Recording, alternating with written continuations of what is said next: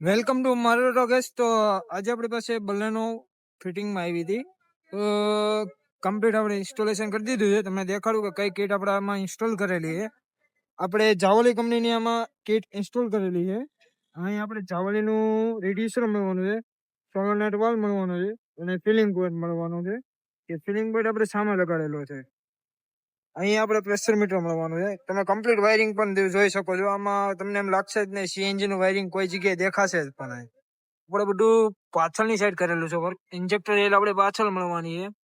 Complete આપણે જે કંપનીના હોલ આપેલા છે એ જ હોલમાં આપણે ફિટ કરેલું છે. કોઈ આપણે એક્સ્ટ્રા હોલ કરેલા નથી.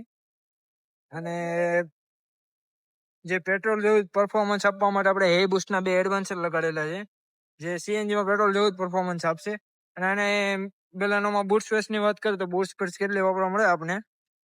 તો આપણી ગાડી બલેનો રમવાની છે. એમાં આપણે બૂટ સ્પેસ ની વાત કરી દઈએ તો ઓલમોસ્ટ 30% જેટલી બૂટ સ્પેસ આપણે વાપરવા મળે છે.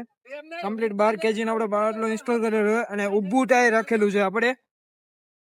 તો તમારી પાસે પણ બલેનો હોય અને સીએનજી કરવાનું વિચારતા હો તો આજે જ મુલાકાત લો મારું ટોટો ગેસની. અને આ વિડીયો પસંદ આવે તો લાઈક, શેર અને સબસ્ક્રાઇબ જરૂરથી કરજો.